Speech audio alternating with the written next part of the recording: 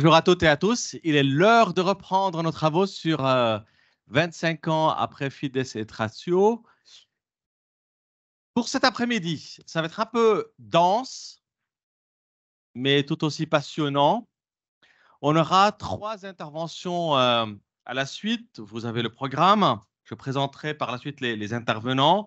Une première avec mon voisin de gauche, Rémi Chéneau, sur la question du pluralisme, qui reviendra sur le pluralisme non relativiste, une proposition de Nicolas Recher.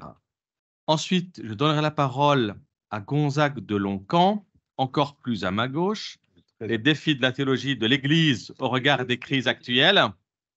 Et puis, à ma droite, Marc Bellion sur les lois de la nature à l'aune de l'action divine. Alors, je présente pour l'instant que mon voisin de gauche,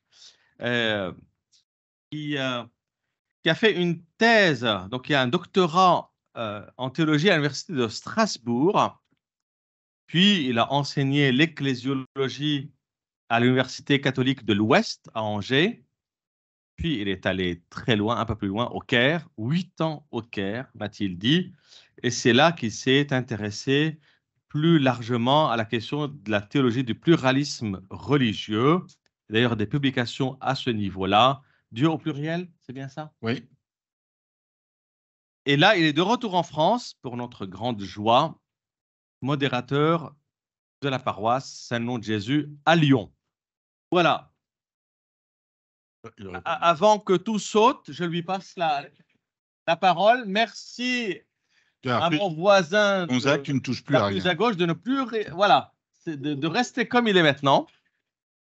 Alors, l'idée, juste un mot par rapport au déroulement. Chaque intervenant aura en gros une demi-heure au plus large, tout au plus. Et puis, s'il y a l'une ou l'autre question de précision, on les prendra. Et puis, on aura un temps d'échange plus autour de la table ronde. C'est à moi? C'est à toi.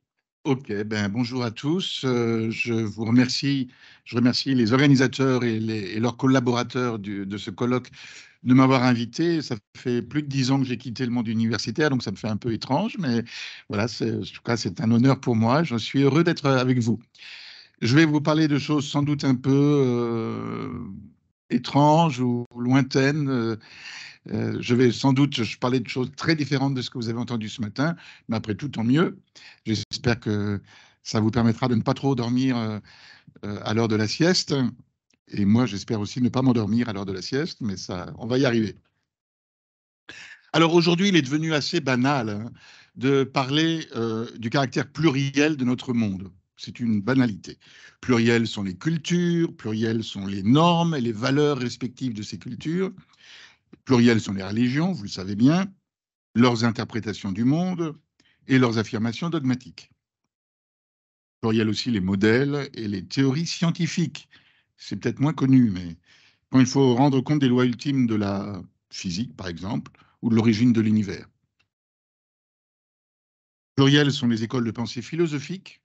Nicolas Recher, dont je parlerai tout à l'heure, commence son livre un peu majeur, un de ses livres majeurs, on va dire, sur ce constat de l'incapacité des philosophes, depuis toujours et jusqu'à jamais probablement, à se mettre d'accord pour dire la même chose. Voilà. Il n'y a pas que, hein. Mais même au sein de la seule sphère occidentale, sans même parler des philosophies non occidentales, déjà entre la philosophie continentale et la philosophie américaine, il va y avoir des approches très différentes. Mais cette dimension plurielle, elle n'est pas seulement comme ça autour de nous, elle traverse aussi chacun de nous. Dans son histoire personnelle, donc à travers son histoire, les quelques années de sa vie, ou les nombreuses années de sa vie, ou même aujourd'hui même, dans l'instant T, il y a toute une pluralité dans laquelle nous vivons. On change aujourd'hui beaucoup plus facilement de religion. Les conversions d'une religion à l'autre, ça existe. On découvre des cultures différentes dans lesquelles finalement, on se retrouve presque mieux que dans celles dont on est originaire. Oui. On se reconnaît dans plusieurs tribus à la fois, en raison de ses opinions politiques, par exemple, de ses convictions religieuses, de sa langue, de son orientation sexuelle, par exemple. On peut être chrétien à tendance bouddhiste, ou oui, tout à fait, ça existe. On peut être socialiste tridentin, c'était pour faire des exemples un peu. On peut être baptiste, donc plutôt quand même moralement en couple homosexuel, tout à fait possible. On peut pratiquer l'assise silencieuse et le yoga, fumer du hashish en même temps, aller tous les jeudis soirs à l'adoration du Saint-Sacrement. Tout ça, c'est possible. Nous sommes en pleine pluralité. Nos vies sont plurielles, notre monde est pluriel, nos images du monde sont plurielles. Le pluralisme s'impose à nous. Que nous l'embrassions volontiers ou que nous le combattions. Nous pouvons l'aimer parce qu'il multiplie les expériences disponibles, c'est quand même enrichissant, on va dire, ou nous pouvons le rejeter parce qu'il dissout notre identité. On ne sait plus où on en est, quoi. On ne sait plus qui on est. On a des micro-identités qui s'ajoutent dans une constellation dont on peine à faire l'unité. Le monde a changé, il s'est fragmenté lui aussi en petits mondes parcellaires, et nous sommes réduits à nous limiter à un seul micro-territoire ou alors à voyager de l'un à l'autre, voire à en habiter plusieurs à la fois, quitte à faire un grand écart. Et donc la question du pluralisme va ainsi de pair avec celle du relativisme. Est-ce que tout ça se vaut? Est-ce que tout est finalement indifférent? Alors bon, en gros, c'est ma problématique. Alors dans un premier temps, j'examinerai un truc un peu ancien déjà maintenant, un auteur, c'est George Lindbeck, vous avez sans doute déjà entendu parler. Puis je me déplacerai, donc lui c'est plutôt de la théologie, hein. Après j'irai vers Thomas Kuhn, K-U-H-N. Thomas Kuhn, c'est celui qui a fait, mais il y a longtemps maintenant, hein, un livre sur les révolutions scientifiques, je vous expliquerai. Je passerai par un petit tour par les formes de vie, les jeux de langage chez Wittgenstein, Ludwig, bien sûr. Et puis, je reviendrai au pluralisme en philo avec les travaux de Nicolas Rescher. Rescher, c'est R-E-S-C-H-E-R. Il est d'origine allemande, mais il est américain. Donc Nicolas avec un H, si ça vous amuse. Tous ces chercheurs ont été dénoncés comme des relativistes parce qu'ils ont cherché à être pluralistes. Parce que le relativisme, c'est la pierre qu'on vous envoie quand vous faites du pluralisme. Ah, ouais, mais c'est relativiste votre truc. Oui, et alors, bon, c'est toute la question. Et alors?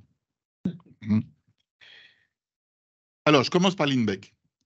Lindbeck, sur la nature des doctrines, c'est son ouvrage paru en 84, et en France, on a mis 40 ans pour s'en apercevoir. Ça a mis beaucoup de temps à être reçu en France, hein. Et pourtant, ça a constitué un tournant, vraiment un tournant important chez les théologiens du pluralisme religieux. Là, on est donc en théologie. Il y développe une notion proprement pluraliste de la religion. Il comprend les religions ou les traditions religieuses, si vous préférez, selon un modèle culturo-linguistique. Il dit c'est comme un langage, une culture, un langage. Il fait exprès de jouer sur le mot langage, un langage au sens large. C'est des rites, c'est des dogmes, c'est des écrits, c'est des pratiques, c'est une morale, c'est une façon de vivre ensemble, une sociabilité, oui, qui est propre à chaque tradition religieuse. Et donc, il va définir les traditions religieuses comme des mondes culturo-linguistiques particuliers, différents les uns des autres. Et il dit qu'il s'appuie sur la notion de jeu de langage de Wittgenstein, de Ludwig Wittgenstein. Je vous lis juste un petit passage de Lindbeck. Lindbeck, c'est L-I-N-D-B-E-C-K. Lindbeck, George, sans S, comme le futur roi d'Angleterre. Une tradition religieuse, tout comme un langage ou un jeu de langage, pour reprendre l'expression de Wittgenstein, c'est Lindbeck qui dit, est en corrélation avec une forme de vie, et tout comme une culture, elle possède des dimensions à la fois cognitives et comportementales. Ses doctrines, ses récits cosmiques, ses mythes, ainsi que ses recommandations éthiques, sont intégralement liées aux rites qu'elle pratique, aux sentiments ou aux expériences qu'elle suscite, aux actes qu'elle préconise et aux formes institutionnelles qu'elle développe. Donc vous voyez, tout est constitué par cette culture, cette langue propre à la religion. Comparer une religion à un système culturo-linguistique implique tout cela. Ça, c'était la citation de Lindbeck. Alors, le vocabulaire de la forme de vie, qui caractérise donc, selon Lindbeck, une tradition religieuse, sera également repris par un autre auteur catholique, celui-là, parce que lui, il était anglican, Joseph Di Noia, un dominicain.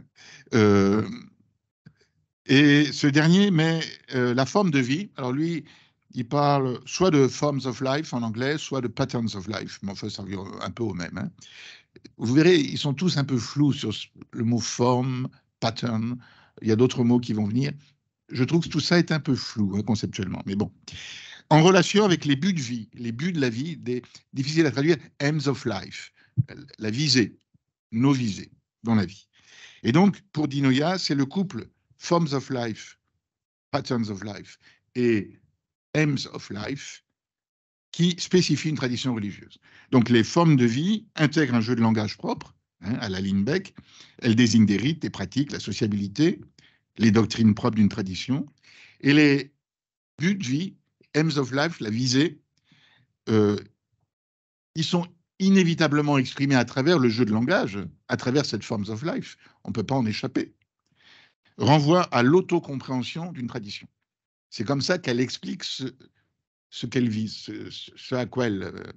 mais elle l'explique en restant dans sa form of life, évidemment. Ça va? Alors, tandis que les pionniers d'une théologie du pluralisme religieux, vous connaissez peut-être John Hick quand même, eux, ils étaient... en fait, c'est une approche un peu phénoménologique, ce que je vous dis. Eux, ils étaient plus dans une approche nouménale, on va dire, un peu à la Kant, une approche un peu kantienne. Et la réalité ultime visée par la tradition religieuse échappe au discours de la tradition, hein, pour John Hick. Si bien que toutes les religions se retrouvent, puisque elles n'en parlent pas de la même façon, elles n'ont pas le même vocabulaire, la même forme de vie pour le vivre et pour en vivre, mais elles vivent toutes ensemble la même réalité ultime, mais qui échappe à tout langage, dont on ne peut rien dire. C'est nouménal par excellence. Et tout l'enjeu pour Lindbeck et pour Di Noia, c'est d'échapper à cette incapacité de parler. Hein, et ils disent, de toute façon, on est dans un jeu de langage. Donc, ça ne sert à rien d'inventer des choses qui échapperaient à ce langage.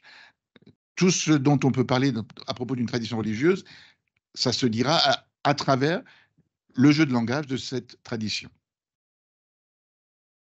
Et en ce sens, il récuse le fondationalisme, c'est-à-dire qu'il n'y a pas moyen de faire appel à un truc extérieur, qui serait la nature telle qu'elle est, ou je ne sais pas, ou qui serait un langage universel comme ça, au-dessus.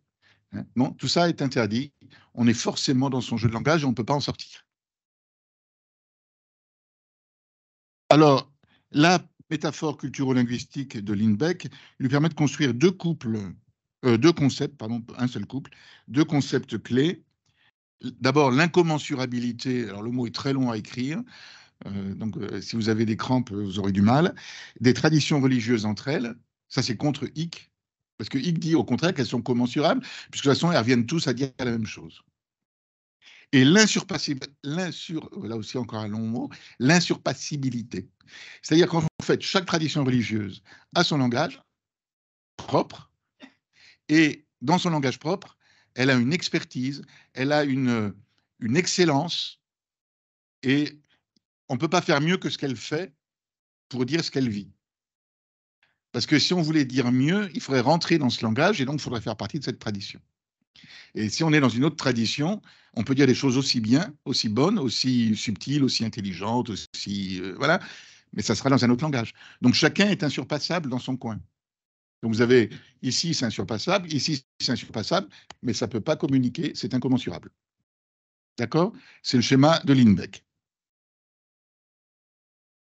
Donc là, on est en plein relativisme, hein, vous allez me dire. L'approche de Lindbeck semble ouvrir tout grand les portes d'un relativisme, alors là, cette technique, à la fois à l'éthique, c'est-à-dire à propos de la vérité, et à la fois contextuelle ou culturelle. À l'éthique, parce qu'il ne réussit pas. Il y a quelque chose que Lindbeck ne réussit pas à faire. Il essaie, hein, il sait bien qu'il n'y arrive pas, donc il essaie de s'en sortir. À mon avis, il ne s'en sort pas. C'est la claims of truth. Donc, chaque tradition religieuse prétend dire quelque chose de vrai. Quand les chrétiens disent le Christ est ressuscité, c'est vrai. Bon, ça ne veut absolument rien dire dans la culture hindoue, mais c'est vrai. Voilà. Hein, ils ont une revendication de vérité, une prétention à dire la vérité. Eh bien, cette prétention à dire la vérité n'est pas tenable dans le schéma de Lindbeck, parce que cette vérité, elle est liée à la forme de vie, au langage, et donc, oui, elle est régionale, quoi. Hein, elle n'est pas universelle. Il n'y a plus d'universalité. C'est clair ce que je dis? Alors, je suis perdu, voilà. Et contextuel aussi, bon, parce que, voilà, il faut partir des normes et des valeurs de cette tradition, et on ne peut pas transcender la tradition dans laquelle on est. Il n'y a pas, voilà, il n'y a pas d'échappatoire, on y est.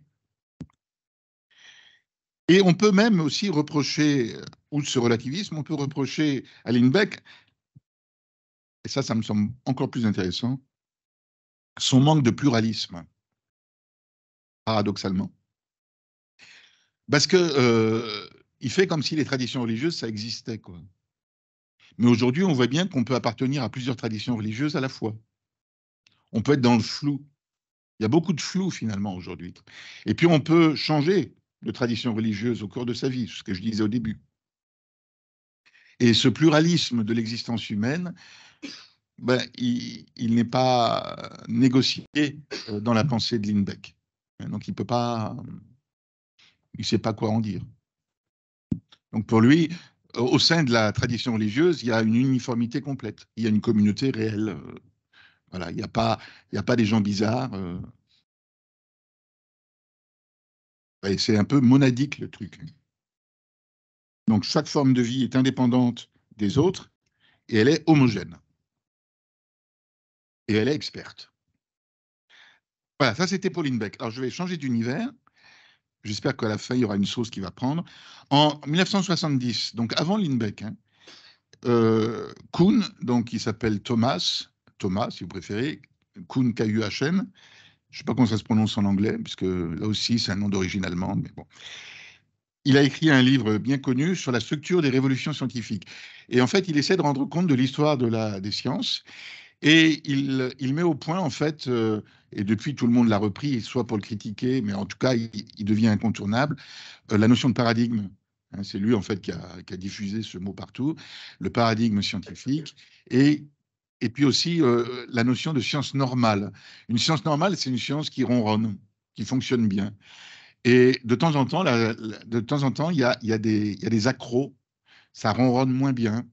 Alors on essaie de se débrouiller pour que ça recommence à ronronner, mais ça ne ronronne toujours pas. Donc là, on est obligé de changer, quoi. Et c'est la révolution. C'est ce qu'on appelle la science, la révolution. C'est ce qu'il appelle une révolution. Donc en gros, par exemple, le modèle ptoléméen, hein, ça marchait bien. On pouvait décrire les astres avec des équations. Et puis, on s'est aperçu que ça ne marchait pas complètement. Donc, il a fallu complexifier beaucoup le modèle mathématique pour rendre compte de ce qu'on constatait réellement dans l'observation des astres, jusqu'à ce qu'il y ait une révolution qui se fasse. Donc, on quitte le ronron ptoléméen et on rentre, à travers une révolution, dans un nouveau ronron, qui n'est pas encore un ronron au début, le ronron copernicien. Hein. Et là, les équations, d'un seul coup, deviennent beaucoup plus simples. Avec la relativité générale, ça va encore se complexifier, ça sera une autre évolution. Mais c'est pour dire, voilà, on fonctionne comme ça. Science normale, révolution, puis de nouveau, science normale. Mais alors, il faut bien entendre que la science, c'est pas un paradigme, c'est pas seulement une façon de poser des équations, c'est aussi, et c'est ça qui est intéressant chez Kuhn, parce qu'il fait une analyse historique derrière. Il montre comment il y a des écoles de pensée qui s'auto-alimentent, y compris institutionnellement, y compris économiquement, y compris dans le jeu des publications, y compris... Voilà. Et donc, si vous êtes le méchant mouton noir, vous allez vous faire expulser par la communauté scientifique, si vous avez des idées originales, vous allez vous faire expulser. Jusqu'à ce que le ronron ne soit plus possible et que finalement on découvre que vous aviez peut-être quelque chose d'intéressant à dire. Et là, vous pouvez rentrer et vous pouvez être le révolutionnaire qui va sauver la situation. Vous voyez le schéma, hein, je vous le fais comme ça. Donc, alors je reprends mon texte. Dans le cadre d'un paradigme, la science se développe comme une science normale, comprise comme un puzzle solving. Donc, on résout des puzzles. Maintenant, on a une mécanique qui fonctionne, une méthode qui fonctionne bien, qui a fait ses preuves, et voilà, on est tout fiers de nos équations. Et puis, alors il y a des super matheux qui font des super équations encore plus compliquées que les autres, mais on reste dans le même système et on résout les puzzles. Hein. La science normale renvoie à une recherche appuyée fermement sur un ou plusieurs résultats scientifiques passés, des résultats qu'une communauté scientifique déterminée, je cite Kuhn, hein, considère pour un temps donné comme fournissant les fondements de sa pratique ultérieure. Bref, on exploite le paradigme tant qu'on peut. Et il n'est pas question pour cette communauté scientifique de résoudre des problèmes qui résisteraient au modèle du paradigme parce qu'ils ne pourraient être énoncés avec les termes des outils conceptuels et instrumentaux impliqués par le paradigme. Il y a un moment, ça explose, ça ne tient plus.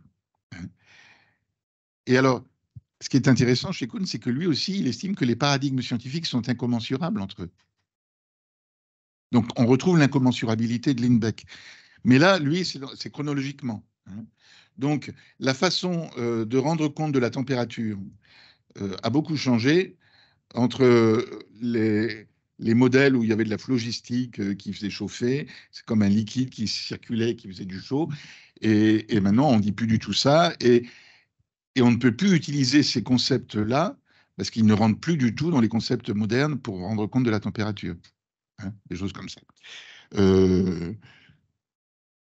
Voilà. Et alors, il dit, et c'est intéressant, écoutez bien, la compétition entre les paradigmes ne relève pas d'un type de bataille qui puisse être résolue à coup de preuves. Nous avons déjà vu plusieurs raisons pour lesquelles les partisans des paradigmes en compétition doivent échouer à entrer en contact réel avec les points de vue de chacun des autres. Prises ensemble, ces raisons ont été décrites comme l'incommensurabilité des traditions pré- et post-révolutionnaires des sciences normales. On ne peut pas se réfuter l'un l'autre puisqu'on ne parle pas le même langage. On peut juste constater qu'on ne parle pas le même langage. Alors, bon, je saute, j'avance. Pardon? Ah, ah ben non, ça va pas du tout alors. J'ai plus que 5 minutes, mais je crois que on a commencé à 20. Si, j'ai commencé à 20. C'est moi qui gère le temps, s'il vous plaît. Ah non, mais s'il te plaît, j'ai commencé à 20, je suis sûr. Hein. À 17. Bon, alors je vais tout sauter. Non. Bah si, parce que là, j'en suis pas à la moitié.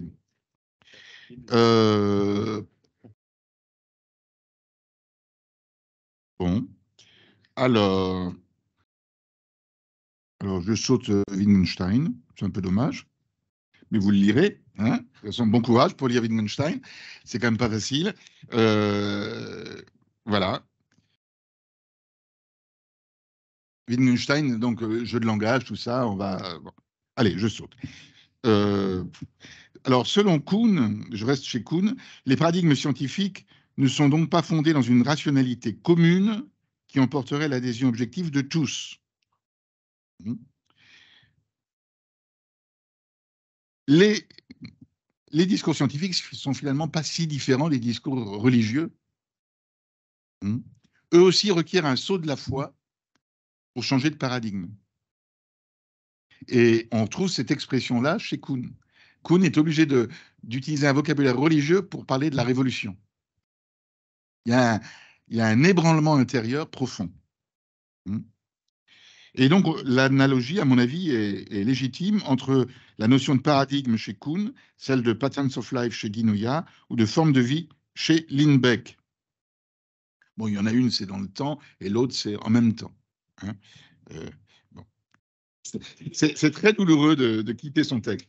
Alors, le relativisme, il y a 3 formes de relativisme, hein, selon certains auteurs. Un relativisme aléthique, est-ce qu'il existe une vérité? Et donc, le relativisme aléthique consiste à dire qu'il n'y en a pas de vérité absolue. La vérité est toujours relative à un langage. Et donc, il n'y a pas la vérité, ça n'existe pas. Alors, ça ressemble pas mal à Lindbeck, pas exactement, mais en gros, c'est ça. Donc, une telle revendication de vérité est étrangère à toute forme de vie distincte de celle qu'il énonce. C'est pour ça que Lindbeck n'arrive pas à rendre compte vraiment des revendications de vérité des traditions religieuses, les claims of truth. Et donc, on s'achemine vers un relativisme ontologique. C'est le réel lui-même qui est relatif. Des choses vraies peuvent exister dans un monde, mais pas dans un autre. Alors là, on est en volette, là. Dans les travaux de Ludwig Wittgenstein, on peut identifier un troisième type de relativisme, un relativisme conceptuel. Alors écoutez bien. La relativité conceptuelle tient que nos concepts ne sont pas fixés directement par la nature du monde. Nous avons un rôle créatif. Nous pouvons produire les meilleures comme les pires conceptualisations de la réalité. Meilleures ou pires, on peut en juger selon que les concepts réussissent à nous permettre de comprendre et d'agir avec le monde. Il y a comme un test pragmatique. Si ça permet de faire quelque chose, on peut avancer avec ces concepts.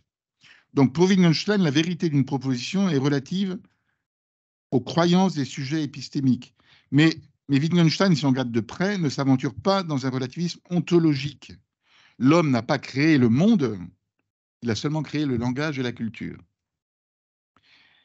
Cependant, aucune réalité, certes indépendante de notre esprit, ne peut dicter nos concepts et nos pratiques. Notre cadre conceptuel n'est pas simplement dicté par la réalité ou l'expérience.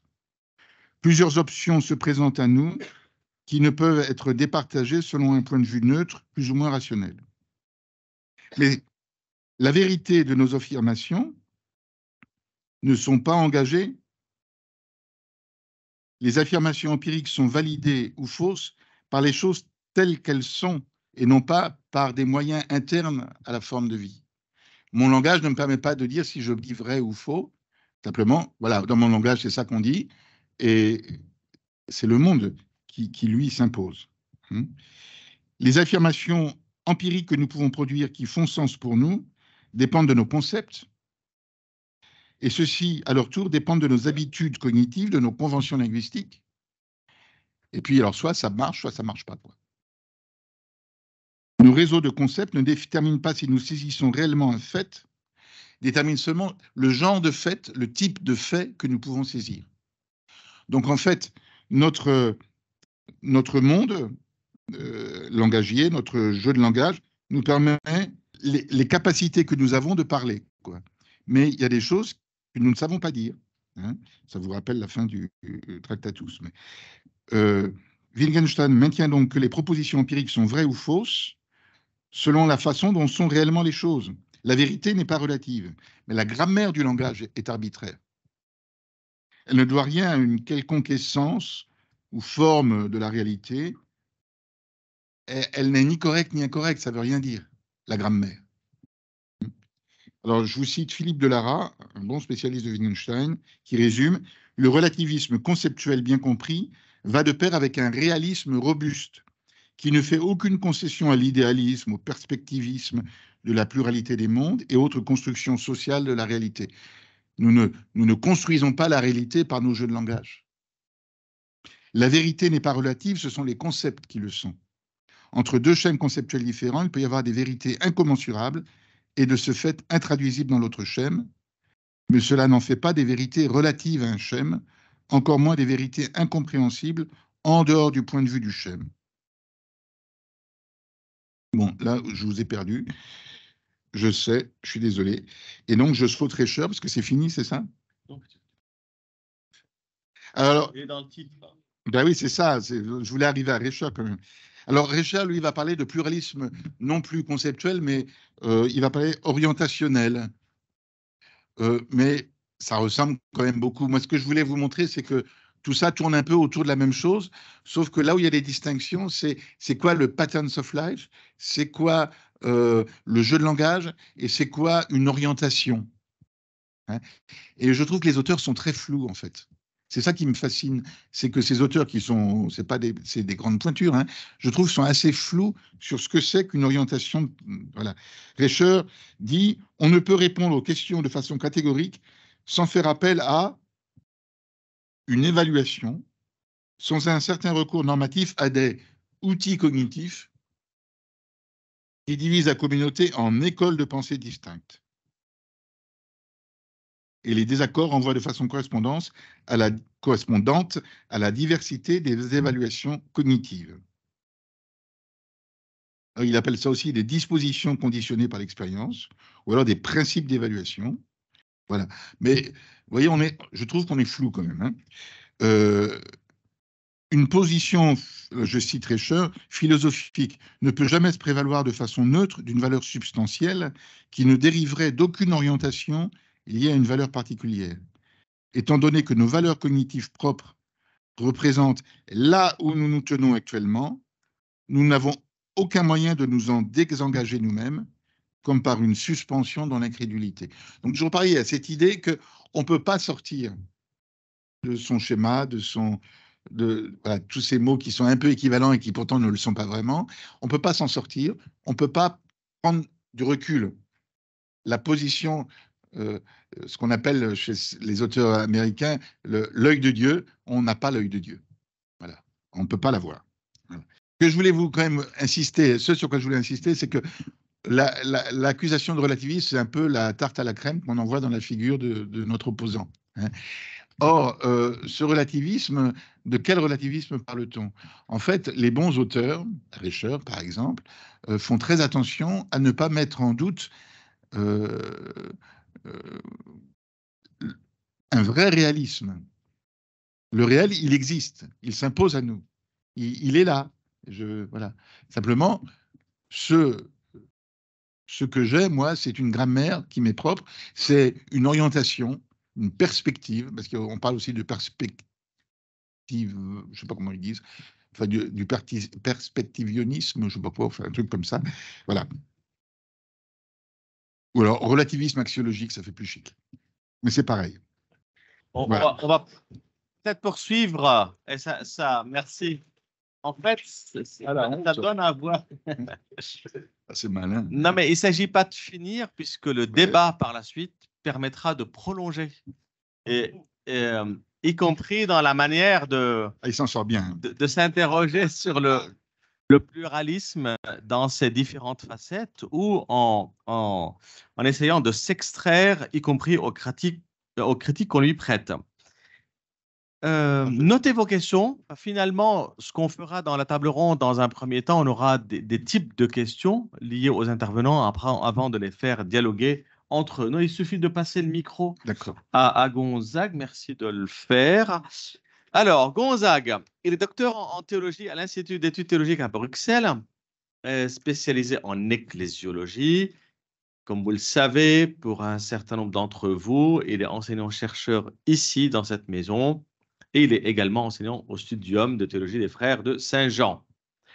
Gonzague s'intéresse particulièrement aux questions relatives à l'Église, y compris ses particularités, ses crises, ou encore à l'exercice des ministères, les questions d'innovation en ecclésiologie, Ecclesia Lab, je ne pouvais pas ne pas le citer. Et peut-être on va en entendre quelque chose de cet ordre-là à travers les défis de la théologie de l'Église au regard des crises actuelles. Gonzague. Alors finalement, j'ai complètement changé mon sujet. mais pas complètement. C'est-à-dire qu'en commençant à réfléchir sur les crises, eh bien, est sorti le fameux motu proprio ad theologiam promovendam, et puis sont sorties les synthèses du synode.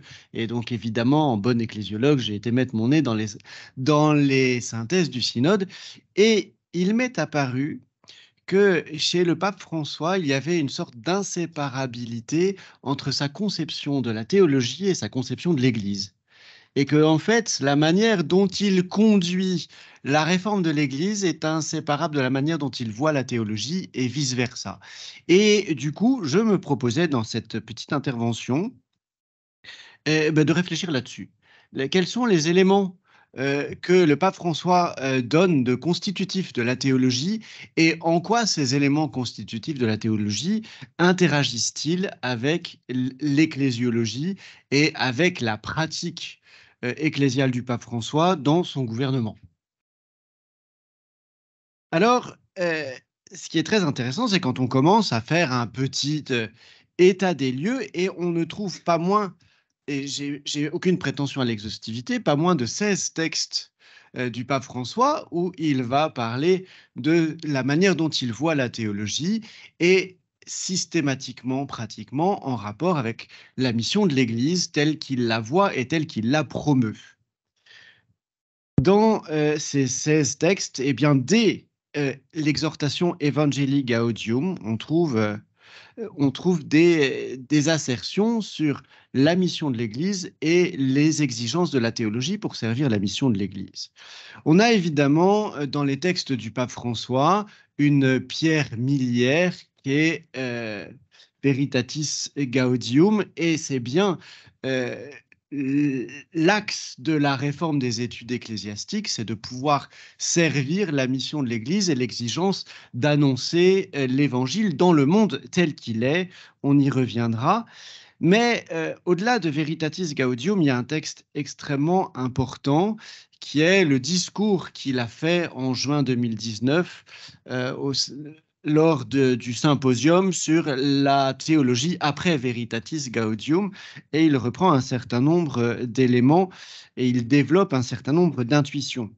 Mais au-delà de ces textes structurés et structurants, j'ai trouvé, encore une fois, sans chercher, au moins 10 lettres ou allocutions au cours de ces 10 années de pontificat, ou que ce soit dans la rencontre avec des communautés universitaires, que ce soit dans une lettre extrêmement importante qu'il écrit en 2015 au grand chancelier de l'Université de Buenos Aires, ou même encore la lettre qu'il écrit au préfet de la du dicaster pour la doctrine de la foi lors de sa nomination. On a un puzzle petit à petit qui se dessine dans la conception théologique du pape François, et on est surpris, en tout cas moi comme ecclésiologue, je ne peux pas ne pas voir que il y a des parallèles extrêmement profonds entre cette théologie et ce qu'il développe de sa conception synodale, à se demander si on pourrait parler d'une théologie synodale chez le pape François.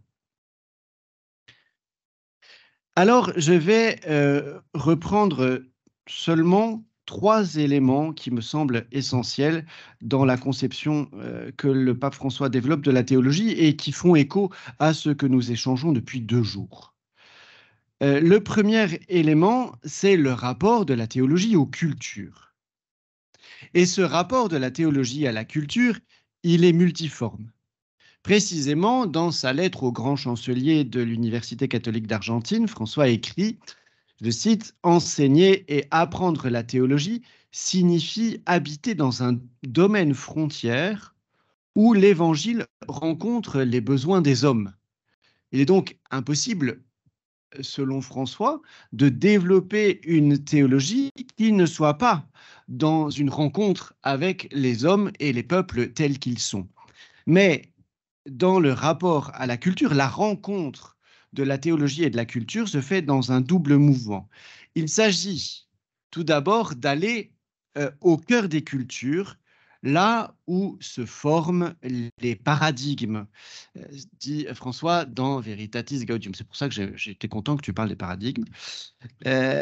Aller là où se forment les paradigmes, c'est-à-dire au cœur des cultures.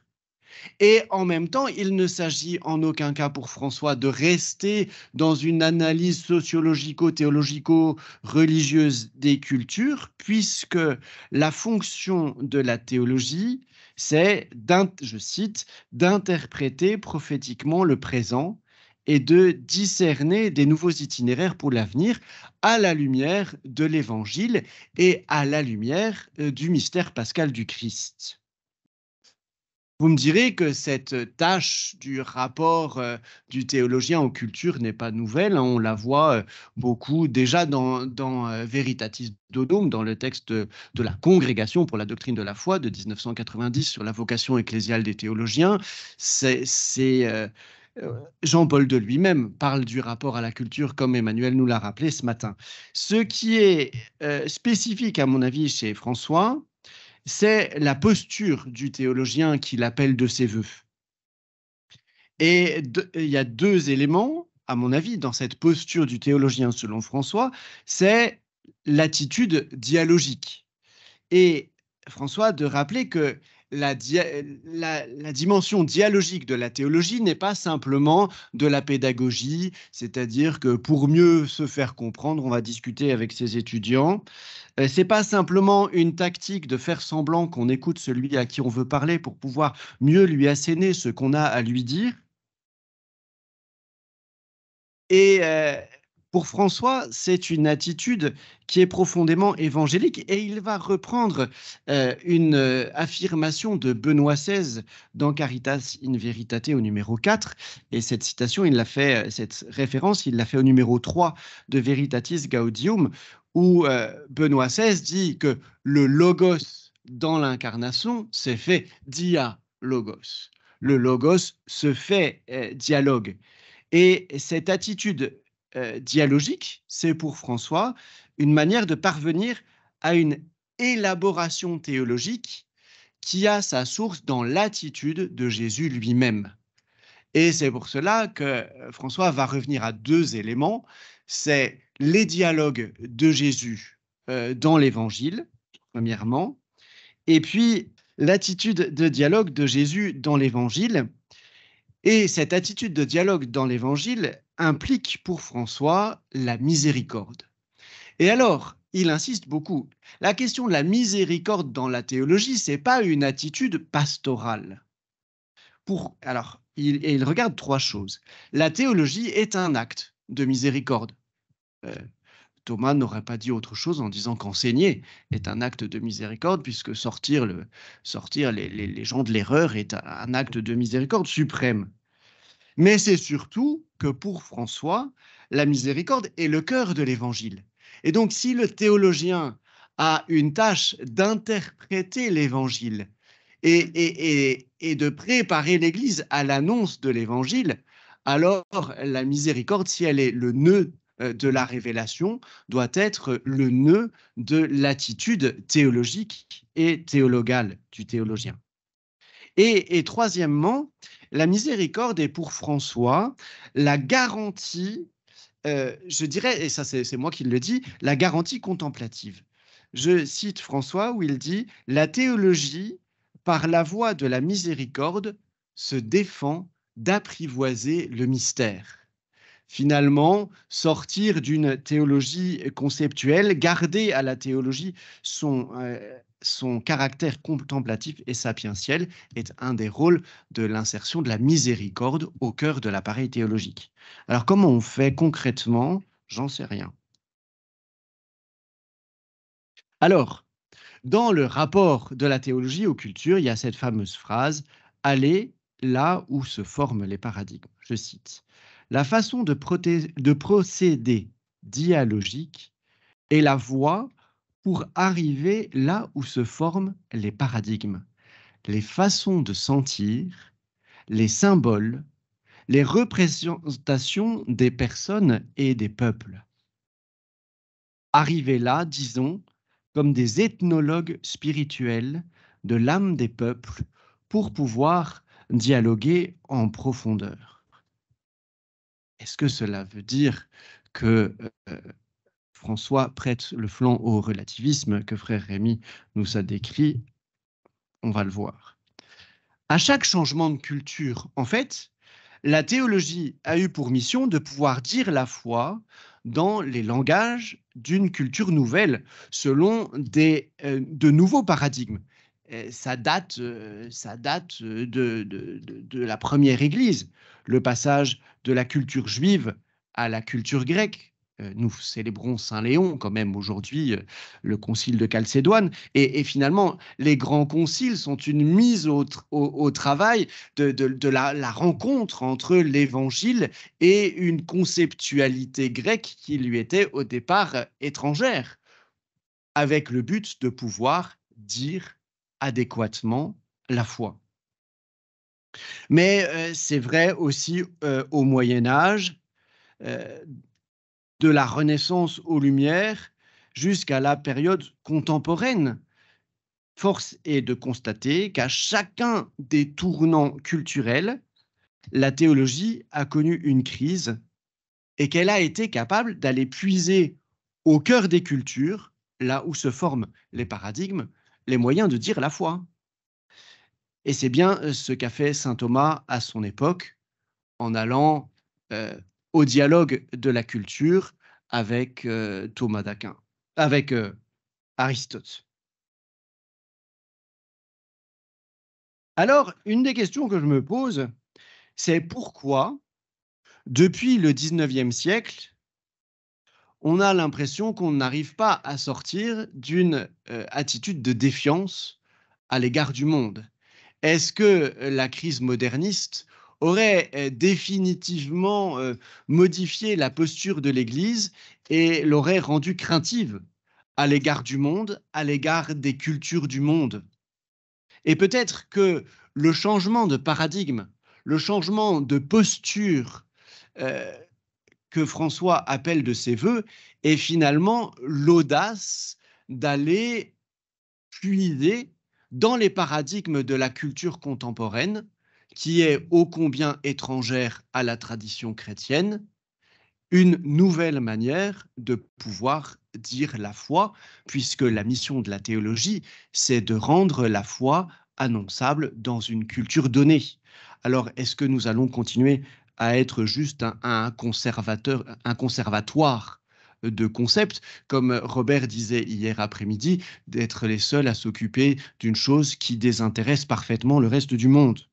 C'est peut-être cela que veut dire le pape François quand il parle de la théologie en sortie. C'est de retrouver les voies d'un dialogue authentique avec la culture, où la théologie va pouvoir apprendre du monde, où l'Église va pouvoir apprendre du monde. Je vous renvoie au numéro 44 de Gaudium et Spes pour vous dire que cette question n'est pas si nouvelle que cela. Alors, il y a un deuxième aspect qui est important pour le pape François. Je l'ai appelé contextualisation, sagesse et tradition. Parce que dans ce que François appelle de ses voeux pour la théologie, ce changement radical de paradigme dont il parle dans le motu proprio ad theologiam promovendam, il appelle donc à un changement de paradigme et à une courageuse révolution culturelle qui engage la théologie à être fondamentalement contextuelle. Alors évidemment, nous sommes nombreux à avoir été traversés d'un frisson, ça y est, c'en est fini de la métaphysique qu'on avait essayé de sortir et de remettre à sa place. Et donc nous sommes définitivement enfermés dans nos paradigmes culturels et théologiques, et c'en est fini de l'universalité de la théologie. Et pourtant, François avait déjà évoqué ce changement radical de paradigme au numéro 3 de Veritatis Gaudium. Mais justement, quand on regarde le numéro 3 de Veritatis Gaudium, on voit que ce changement de paradigme, le caractère fondamentalement contextuel de la théologie, n'a rien à voir avec du relativisme ou avec un abandon de la sagesse. En effet, juste avant de parler de ce changement de paradigme dans Veritatis Gaudium, le pape rappelle la situation de crise dans laquelle le monde se trouve et fait de nombreux renvois à Laudato Si pour inviter finalement à retrouver un regard unifié sur l'homme et sur le monde. Mais retrouver un regard unifié sur l'homme et sur le monde, n'est-ce pas la vocation d'une sagesse, qu'elle soit philosophique ou théologique? C'est précisément une des tâches, d'ailleurs, que le pape assigne à l'université, garder son caractère universel et universaliste pour lutter contre la fragmentation du savoir. Alors, si Jean-Paul II rapprochait fréquemment sagesse et métaphysique, entre autres dans Fides et Ratio, il me semble que François voit la source de la sagesse dans le recours à la tradition.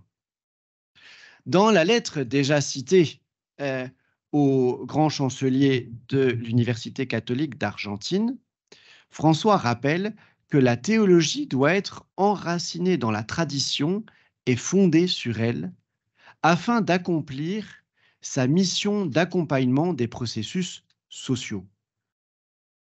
Et dans Veritatis Gaudium, il reprenait déjà l'image chère à Benoît XVI de la tradition comme un fleuve.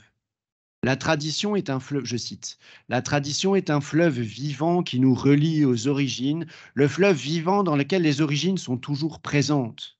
Ce fleuve irrigue diverses terres, alimente différentes géographies en faisant germer le meilleur de cette terre. Vous pourrez lire la suite de la citation, elle est extrêmement riche. L'image du fleuve permet à François de tenir deux aspects qui, pour lui, sont essentiels. On revient peut-être à la polarité. Après, allons trouver le cœur de la polarité.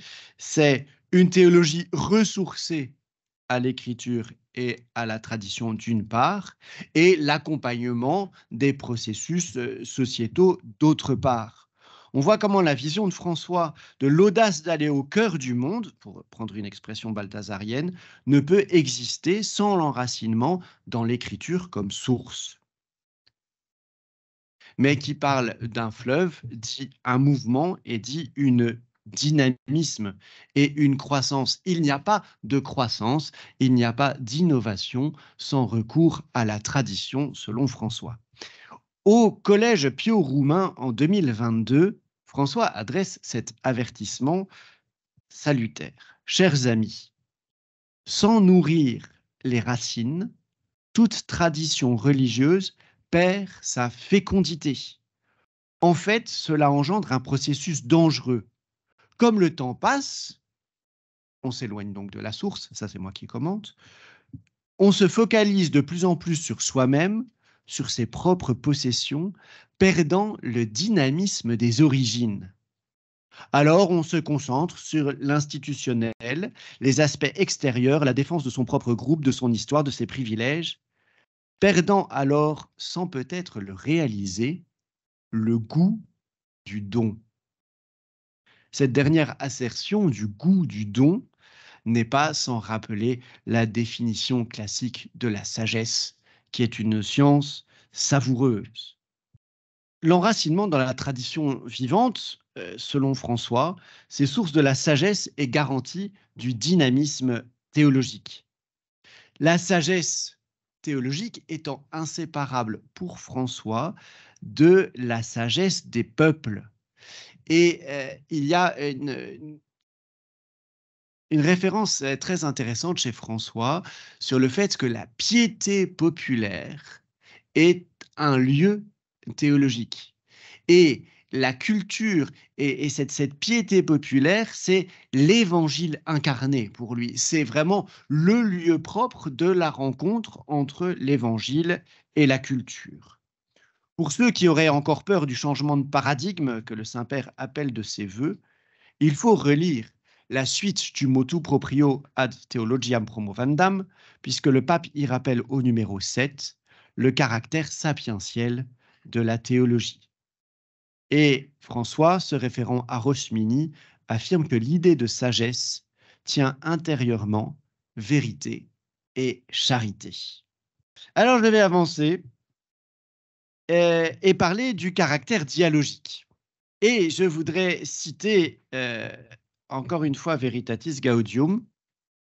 Les écoles de théologie se renouvellent avec la pratique du discernement et à travers une façon dialogique de procéder, capable de créer un climat spirituel et une pratique intellectuelle adaptée. Et là, on arrive au cœur d'un élément important. Il s'agit d'un dialogue aussi bien dans la présentation des problèmes que dans la recherche ensemble des voies de solution. Un dialogue capable d'intégrer le critère vivant de la Pâque de Jésus avec le mouvement de l'analogie, qui perçoit dans la réalité, dans la création et dans l'histoire, des liens, des signes et des renvois théologaux. je voudrais m'arrêter sur cette dernière partie. L'intégration entre le caractère vivant de la Pâque de Jésus et le mouvement de l'analogie. Hier, on a bien vu, en mettant côte à côte Paul et Thomas d'Aquin, qu'il n'était pas évident d'articuler les deux démarches de la nouveauté de la résurrection du Christ et du mouvement de l'analogie qui présuppose une continuité, la continuité de l'être. La démarche d'Anselme a montré comment le caractère purement rationnel était insuffisant s'il ne se résolvait dans une rencontre qui procure la joie de l'âme. On peut aussi quand même rappeler le refus barthien radical, s'il en est, de toute capacité de l'intelligence analogique. Pour Barth, l'analogie est de l'idolâtrie.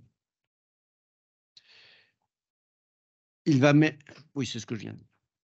Alors du coup, justement, comment penser, et je lance cette question pour la table ronde, comment penser cette intégration de la Pâque du Christ et du mouvement de l'analogie? Alors, je vais simplement mentionner les 4 ou 5, ah non, il y en a 6. Je vais mentionner les six aspects que je vois de l'interaction entre ecclésiologie et théologie chez le pape François. Le premier, c'est évidemment la dimension de disciple missionnaire, puisque pour lui, c'est toute l'Église qui est disciple missionnaire et pas seulement chacun des baptisés. Et la théologie a pour rôle de permettre à l'Église d'être disciple missionnaire. Il y a ensuite toute la dimension du réseau, du dialogue, du discernement spirituel, de l'interdisciplinarité, qui est finalement un exercice ecclésial de la théologie. Et c'est là où on voit à quel point, finalement, la démarche synodale, même si la montagne a accouché d'une souris, que la démarche synodale est assez proche de ce que le pape François voudrait que la théologie soit, c'est-à-dire une démarche dialogique dans un climat spirituel. On a relevé aussi, troisième aspect, plusieurs fois, le fait que l'Église était en sortie et que François appelait la théologie à être en sortie. Il a une allergie assez viscérale à ce qu'il appelle la théologie de bureau, c'est-à-dire des concepts séparés à la fois de la tradition et de l'écoute des peuples. Il y a ensuite, en fait non, j'en ai que 4. Et il y a ensuite un dernier aspect qui me semble important, c'est la notion de peuple. C'est tout le peuple de Dieu qui est invité à faire de la pratique de la théologie, et le théologien ne doit pas seulement se mettre à l'écoute des individus, mais à l'écoute des peuples. Et on voit poindre régulièrement dans la conception que François a de la théologie le sensus fidelium. Si finalement ce sentiment du peuple de Dieu, ce sens de la foi du peuple de Dieu ne fait pas de lui un simple pieux récepteur de l'enseignement du magistère, mais en fait un acteur de cette théologie synodale, finalement, de cette théologie en dialogue entre le peuple et le magistère. Il y a aussi cet appel assez beau aux théologiens d'être comme le pasteur. Si le pasteur doit avoir l'odeur du troupeau, dit François, eh bien le théologien, lui aussi, doit être suffisamment proche du troupeau pour avoir son odeur et pour faire sa théologie à partir du troupeau. Alors voilà, c'était quelques flashs seulement pour à la fois nous désinquiéter de ce qui paraît une révolution du pape François qui est en fait pas si révolutionnaire que ça au regard de ce qu'on a échangé depuis 2 jours, et qui en même temps nous appelle à un véritable modification de positionnement spirituel, entre autres dans la dimension dialogique, et une conception profondément ecclésiale et synodale peut-être de la théologie. Merci beaucoup. Merci beaucoup, Gonzague. Juste peut-être avant de donner la parole à Marc Bellion, j'avais noté disciple et missionnaire. J'ai eu peut-être un moment de flottement. Le deuxième, c'était C'était la dimension du réseau réseau. D'accord, très bien. et C'est interdisciplinarité. parfait. Merci beaucoup. Ça comble mes trous pour préparer mes questions. Alors, après le pluralisme et l'ecclésiologie, nous y voici dans les lois de la nature. Avec Marc Bellion, qui est docteur en biochimie et docteur en théologie, récemment docteur en théologie, qui a fait une thèse en dogmatique sur la continuité de la personne durant sa vie terrestre et au-delà. Il est membre du groupe de recherche dominicain Albert le Grand, travaillant sur les interactions entre théologie et science. Et c'est sans doute de cela dont il va nous parler. Marc. Voilà, merci. On va changer encore un peu d'univers. Ce sera une approche un peu à l'anglo-saxonne, donc analytique, et d'où aussi le fait que j'utilise des diapos. Les lois de la nature à l'aune de l'action divine, la place de la médiation philosophique. Donc, je vais dire la suite, comme ça fera défiler les diapos, peut-être. Voilà. Donc, il y a déjà tout un questionnement sur le titre. Est-ce qu'il faudrait dire l'action divine à l'aune des lois de la nature ou les lois de la nature à l'aune de l'action divine? Ça pose déjà un cadre, puisque ce que j'appellerais une formulation faible serait de dire l'action divine à l'aune des lois de la nature. Donc, les lois de la nature, elles sont là de toute façon. Et on essaye de modéliser, de modeler une conception de l'action divine pour aller avec les lois de la nature. Voilà, c'est une façon d'aborder la question. Une autre formulation qui est plus forte, ce serait de dire, mais peut-être que l'action divine, c'est le gros truc, là, c'est ce qui est là de toute façon. Et il faut que, en tant que croyant, en tout cas, il faut que notre façon de concevoir les lois de la nature tienne compte de cette action divine. Donc, c'est une façon un peu plus audacieuse de poser la question. Et justement, mon intervention vise à la suite vise à montrer des changements dans l'utilisation de la philosophie. Donc, je vais vous montrer, il y a 4 petits points, mais 2 objectifs principaux. Donc, je vais vous présenter ce qui est le Divine Action Project et à partir de là, les évolutions récentes dans la conception de l'action divine, comment Dieu agit dans le monde, mais vraiment dans le monde décrit par les sciences. Et pour cela, on s'intéressera à la place qui est faite aux lois de la nature.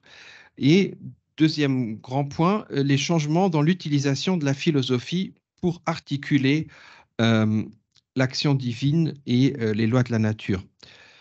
Et justement, donc on est passé d'une conception relativement faible, pas très téméraire peut-être, à maintenant il y a des auteurs qui ont plus d'audace pour parler de l'action divine.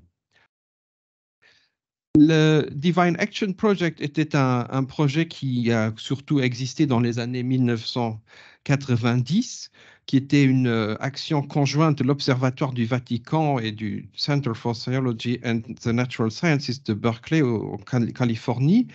Donc, c'était un projet chrétien, parce que ce centre, donc, il est chrétien aussi. C'était des chercheurs de beaucoup de dénominations différentes qui travaillaient là-dedans. Ce projet a donné issu à 5 volumes, plus un volume de conclusion, qui parle de la mécanique quantique, donc toujours à l'aune de l'action divine, hein, de la mécanique quantique, des neurosciences, de l'évolution et de la biologie moléculaire, du chaos et de la complexité, de la cosmologie quantique. Donc, c'était un projet qui était mené sur une quinzaine d'années et qui était vraiment à la pointe de développement pour parler justement de cette interface entre action divine et science. la suite. Donc, les assumptions fondamentales de ce projet, c'était qu'il y avait 3 types d'actions divines qu'on pouvait distinguer. L'action divine générale, donc la création initiale et le maintien dans l'être. Donc, bon, ça c'est assez généraliste, comme on le dit. L'action divine spéciale, qui est une action providentielle. L'apparition d'une terre habitable, l'évolution biologique vers l'humain, l'inspiration ou l'interaction avec l'esprit humain. Voilà, c'est guider les gens aussi dans leur quotidien. C'est un peu ce qu'un croyant autre que déiste pourrait attendre dans sa vie de foi. Et il y a les miracles, donc qui seraient une 3e catégorie d'action divine, et dont le Divine Action Project ne parle guère parce que peut-être que ça leur a fait peur. Et à cela s'ajoute cette idée de la clôture causale du monde physique. Donc ça fait vraiment partie des assumptions, des bases de ce projet, la clôture causale du monde physique. Tout ce qui se passe peut être décrit par les sciences de la nature. Et donc, tout ce qui se passe dans le monde physique. Hein. Pour agir, Dieu a besoin d'une sorte de porte d'entrée, un lieu d'interaction qu'on appelle aussi nexus causal ou causal joint en anglais. Et donc, c'est un peu une sorte de quête du Graal aussi, de voir où est-ce qu'il pourrait y avoir ce nexus causal où Dieu peut entrer. Donc, bien sûr, s'il y a des gens qui disent qu'il faut chercher ce lieu d'entrée, il y en aura d'autres qui vont dire non, justement, ça n'existe pas pour telle ou telle raison. Donc, on est dans un terrain, comme je disais, analytique, où les gens essayent de dialoguer un maximum entre eux et essayent de se répondre plutôt poliment selon les différentes positions qu'ils défendent. Ensuite, l'approche de la question de cette action divine sous 3 aspects. 3 aspects, voilà, quand on dit Dieu agit dans le monde physique, dans le monde dans lequel nous vivons, cette question peut se traiter sous 3 aspects différents. Donc le premier, c'est est-ce que on est dans du compatibilisme ou de l'incompatibilisme, bien sûr. Donc un événement donné est dû aux lois de la nature et ou à l'action divine. Une chose qui se passe dans le monde, est-ce que c'est les lois de la nature qui la déterminent ou est-ce que c'est l'action divine? Et donc, il y a les incompatibilistes qui disent que c'est exclusif. Donc, c'est soit tout ce qui se passe, c'est soit les lois de la nature, ou quand Dieu agit, c'est que seulement Dieu qui agit, il transgresse toutes les lois. C'est les 2 possibilités. Et donc, les gens du projet de Divine Action, là, ils étaient incompatibilistes. Donc, c'était un nous exclusif. Dieu ne peut agir que dans des trous, ne peut agir que dans des indéterminations. Il ne peut pas agir là où les lois de la nature agissent déjà. Donc, il fallait, pour trouver le nexus causal, pour trouver l'endroit où Dieu pouvait agir, fallait trouver des indéterminations dans la nature. D'où justement tout le volume sur la physique quantique, où on dit oui, et éventuellement elle est indéterminée. Alors maintenant, il y a des gens qui disent qu'elle ne l'est pas. Donc c'est compliqué parce que si jamais on dit oui, c'est indéterminé, donc Dieu peut agir là-dedans, et après les scientifiques disent mais finalement c'est quand même déterminé, il y a un problème pour l'action divine. La deuxième axe, c'est l'interventionnisme ou le non-interventionnisme. Est-ce que l'action divine est en concurrence ou non avec les lois de la nature? Pour les non-interventionnistes, Dieu ne viole pas les lois de la nature. Donc, le Divine Action Project est des non-interventionnistes. Donc, en gros, si on définit, alors ce qui est compliqué, hein, ça mériterait une conférence en soi, le miracle comme une violation de la loi de la nature, dans ce cas-là, il n'y aura pas de miracle. Mais bon, cette définition n'est pas bonne parce qu'elle vient d'un athée. Et la dernière question, c'est est-ce que c'est prescriptiviste ou descriptiviste? Quel est le statut réel des lois de la nature? Est-ce que les lois de la nature, c'est quelque chose de très fort? On est des philosophes comme Armstrong qui dit oui, c'est des universaux qui sont nécessairement instanciés. Mais il y a des gens aussi qui disent que les lois de la nature, c'est peut-être pas un truc aussi fort, parce que les lois de la nature, c'est de la philo, c'est pas de la science. Faut se rendre compte que quand on parle de lois de la nature, on ne fait pas que de la science. On fait aussi beaucoup de philosophie ou de métaphysique, parce qu'on parle, voilà, le scientifique, théoriquement, il ne peut que dire des régularités et dire que c'est une loi. Et qu'est-ce que cette loi? Voilà, on dépasse le cadre de la science observationnelle. Donc les critiques, les gens qui critiquent aujourd'hui, parce que donc le Divine Action Project, il est terminé depuis une vingtaine d'années, et donc maintenant il commence à être reçu et critiqué, et il critique donc qu'ils sont incompatibilistes, non interventionnistes et prescriptivistes, et il trouve que cela beaucoup trop restreint pour le champ potentiel de l'action divine. Donc Dieu aurait quand même la possibilité d'agir un peu plus loin que ce qui lui avait été alloué comme espace. Ensuite, d'autres modèles possibles. Donc, ceux qui critiquent le Divine Action Project proposent d'autres façons de concevoir l'action divine. Il s'agit soit du cadre thomiste, donc l'action divine et le monde physique agissent ensemble comme cause première et cause seconde. Je ne vous fais pas l'offense de vous expliquer ce que ça veut dire. Le panenthéisme, j'insiste sur le EN qui est au milieu de panenthéisme, ce n'est pas du panthéisme. L'absence de distinction entre action divine générale et action divine spéciale. Voilà, donc on dit que tout ça se trouve quelque part en Dieu, dans lequel il y a aussi des lois supérieures qui ne sont pas identifiables par les sciences, mais avec des effets réels sur le monde physique. Voilà. Et un peu abstrait dit comme ça, mais voilà, c'est juste pour illustrer que les gens qui critiquent ce qui a été fait en matière d'action divine, ils proposent des modèles alternatifs où le naturalisme pneumatologique, donc où il y a une place prépondérante pour l'action de l'esprit, l'inhabitation dans les personnes, voire dans les choses, voilà, dans le monde physique. Ce sont des cadres compatibilistes, donc ça veut dire que l'action divine et le cours de la nature peuvent coexister. Ça, c'est important. Voilà, on veut sortir de cet incompatibilisme où Dieu devrait vraiment agir dans des petits trous qui lui seraient laissés par notre... alors, idéalement par la nature, mais peut-être justement seulement par notre ignorance. Et donc, ces modèles relèvent de ce qu'on appelle un naturalisme théiste. Donc, c'est une façon plus générale de voir les choses. Donc, le naturalisme théiste, la nature n'est pas indépendante ou détachable de Dieu. Il faut prendre en compte l'implication active et immanente de Dieu dans la nature. Un naturalisme qui exclut Dieu est incomplet. Donc, c'est une recontextualisation théologique de la nature qu'on nous invite à faire pour justement avoir une vision plus complète du monde.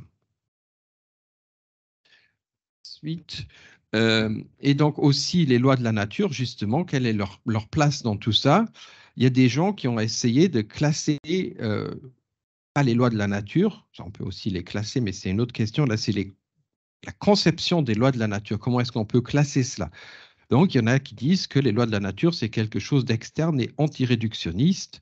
Les lois de la nature existent indépendamment de leur réalisation. Ça, c'est la thèse la plus forte. C'est comme je disais, Armstrong, par exemple, voilà, c'est quelque chose auquel on ne peut absolument pas échapper, qui jamais d'exception. Quelque chose, une ontologie très forte pour les lois de la nature. Il y a ceux qui sont réductionnistes et régularistes. Il n'y a que des régularités dans la nature, mais pas des lois indépendantes du monde matériel. Donc ça, c'est ce qu'on appelle la position huméenne à partir de Hume, alors que ce n'est pas la position de Hume. C'est une possibilité avec laquelle on peut aussi faire des sciences. D'ailleurs, on peut faire les sciences avec... Juste pour rappeler que c'est donc de la philo, on peut faire de la science indépendamment où on se positionne par rapport à ça. Et la troisième position, ce serait antiréaliste. Il n'y a pas de loi de la nature ni d'irrégularité. Il faut chercher autre chose. Par exemple, des symétries, des dispositions et des pouvoirs qui sont à l'intérieur des objets.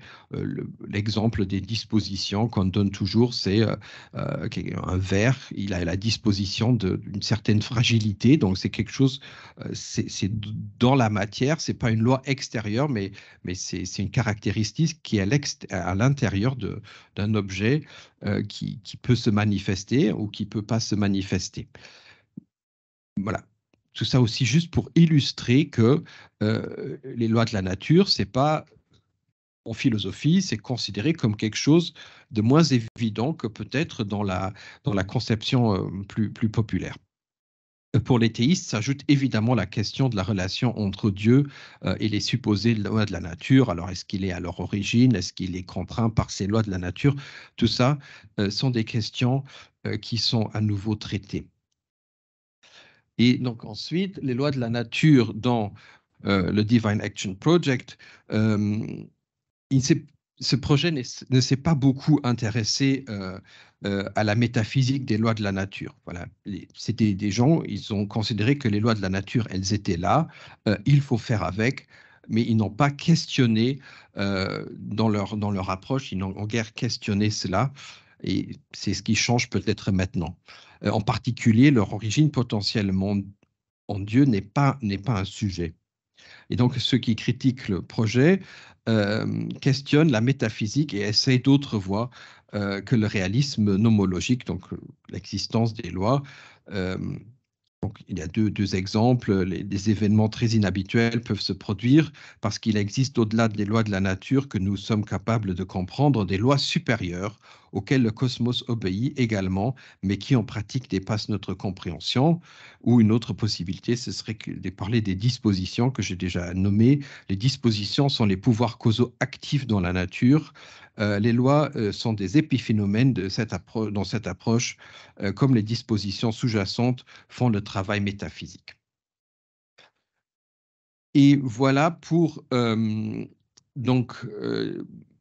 voilà, montrer qu'entre ces qu'il y a eu cette évolution au cours du temps, des dernières décennies, entre comment parler de l'action divine et des lois de la nature. Et maintenant, d'une façon un peu plus illustrative, pour conclure, j'esquisse les différentes façons qui existent pour laisser la foi et la science se rencontrer. Et je préciserai quelles sont les positions des auteurs. Oh, ça, on l'a déjà fait. Donc voilà, il y aura une succession de petits schémas là, parce que j'aime beaucoup ça. Et donc, qui permettront de voir comment on peut concevoir la foi, la révélation, bon, tout ce qui touche et de l'autre côté, les sciences de la nature.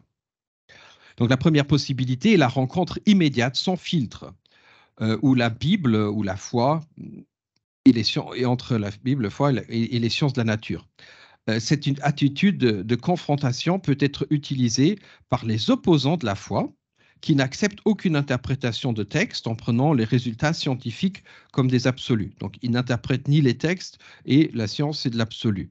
Donc, c'est de l'antithéisme. On dit de toute façon, c'est complètement incompatible. Donc, c'est la confrontation, on dit que c'est incompatible. Et du côté croyant, c'est de la confrontation, ça peut être aussi du concordisme. Je vais prendre comme exemple la question de la spécificité humaine. Voilà, partant du récit de la création, en particulier de Genèse 2, d'un côté, et de la continuité dans l'évolution biologique de l'autre, l'espèce humaine est une espèce parmi d'autres, on voit que la confrontation est portée entre ces deux choses. On ne peut pas dire Dieu a façonné ça et d'un autre côté, non, les humains font partie de la biologie normale. Donc, ça, c'est les antithéistes peuvent utiliser ça parce qu'il n'y a pas de filtre. Mais ça peut aussi être employé par des fondamentalistes qui rejettent toute approche scientifique au nom de la non-compatibilité avec l'écriture. C'est très drôle, hein, cette façon-là de voir les choses. Elle peut à la fois servir des gens qui s'opposent à la religion et des fondamentalistes religieux. Les concordistes pourraient dire que l'humain est la seule espèce qui subsiste dans le...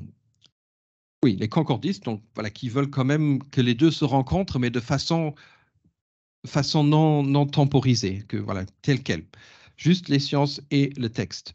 Voilà, ils vont dire oui, bah, l'espèce humaine est la seule espèce du genre Homo. Bon, donc Néandertal, on fait comme s'il n'avait jamais existé. Et donc, c'est bien ce que dit le texte biblique qui isole l'humain de toutes les espèces parce qu'il est créé avant tous les autres dans le Genèse 2. Voilà. Et ça, c'est une attitude concordiste qui peut se retrouver dans ce que j'appelle les apologètes décomplexés qui font feu de tout bois pour missionner. Alors, je ne vais pas dire de nom, mais vous voyez peut-être à qui je pense. Le croyant, voilà, next, s'il vous plaît, le croyant un peu plus averti, c'est que le texte biblique nécessite un minimum d'interprétation et que les sciences doivent se comprendre dans un contexte plus large que la vision de la nature. Donc, on interpose ces deux instances, donc un peu d'herméneutique pour le texte biblique et un peu de philosophie de la nature ou des sciences, du côté des sciences, et donc ça atténue la confrontation. Appliqué à notre exemple sur la spécificité humaine, cela peut donner la chose suivante. Ne pas prendre le texte biblique au pied de la lettre, ce n'est pas une surprise, permet de dire qu'on peut utiliser des images, que ce n'est pas Dieu qui a fait de ses mains Adam avec une boule, avec de la boue ou de l'argile, mais que néanmoins, il y a une place spéciale parmi les créatures, selon Genèse 2, c'est le premier être vivant que Dieu fait.